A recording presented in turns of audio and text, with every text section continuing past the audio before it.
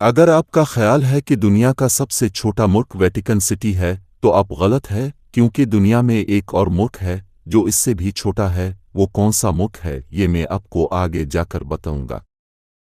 دوستو، آج کی ویڈیو میں ہم دنیا کے ان مائکرو اسٹیٹس کے بارے میں بات کریں گے جن کا ذکر آپ نے پہلے نہیں سنا ہوگا، اور میں دعوے کے ساتھ کہہ سکتا ہوں کہ اپنے ان کے نام بھی نہیں سنے ہوں گے۔ لیکن اس سے پہلے اگر آپ نے میرے چینل کو اب تک سبسکرائب نہیں کیا تو ابھی کر لیں اور بیل آئیکن دبانا نہ بھول۔ تو چلیے شروع کرتی ہیں۔ نمبر 5، سین مرینو۔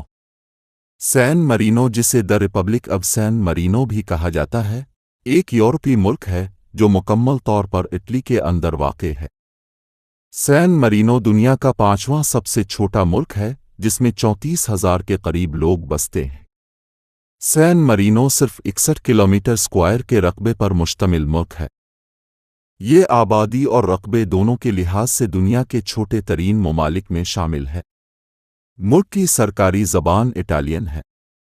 1797 میں یورپ نے اسے باقاعدہ طور پر ایک آزاد ملک تسلیم کیا۔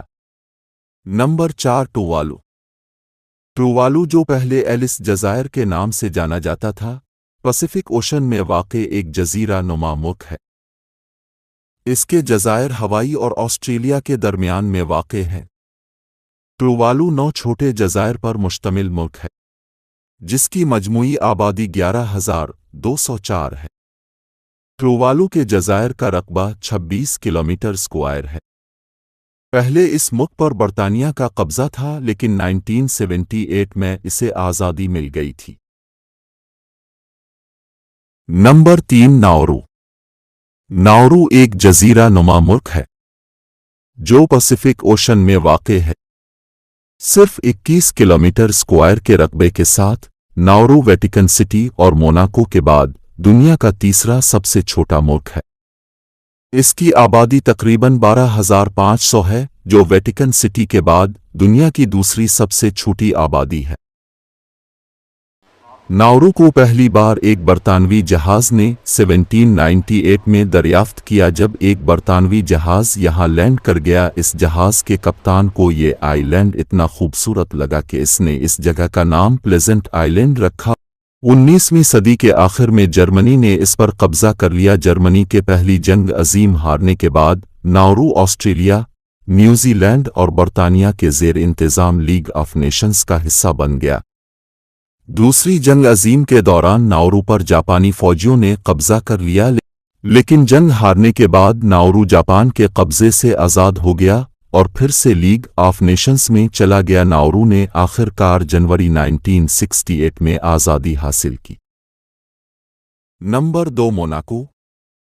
موناکو مغربی یورپ میں واقع ایک چھوٹی خود مختار ریاست ہے۔ موناکو بحیرہ روم کے شمالی ساحل پر واقع ہے اور فرانس سے گھرا ہوا ہے۔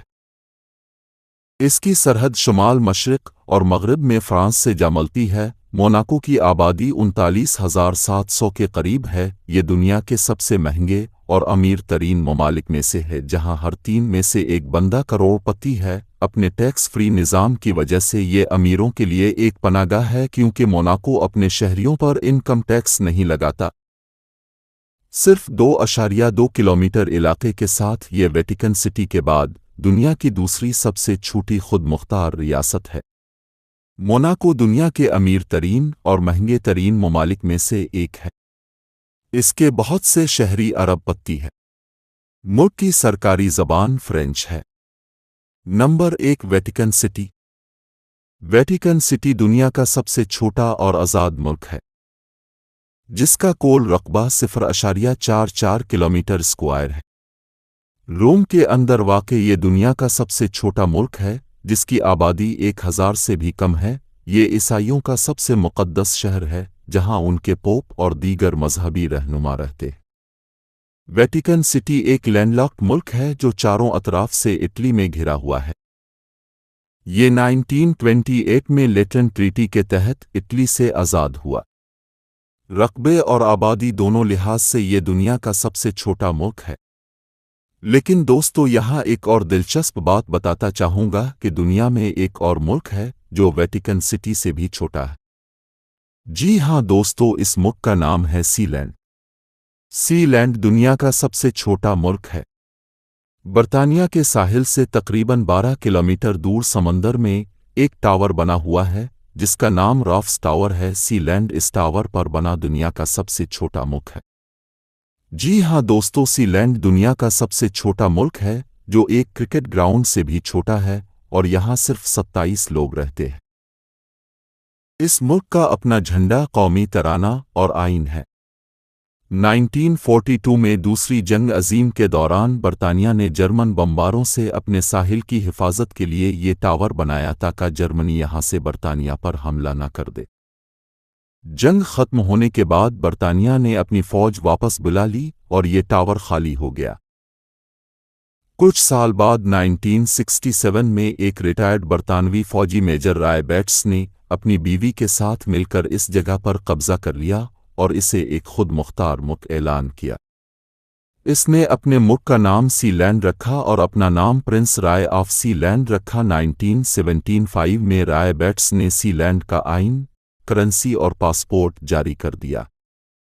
ایک خود مختار ریاست کے طور پر سی لینڈ کی حیثیت متنازع ہے۔ اب تک برطانیہ سمیت کسی بھی ملک نے اسے سرکاری طور پر تسلیم نہیں کیا۔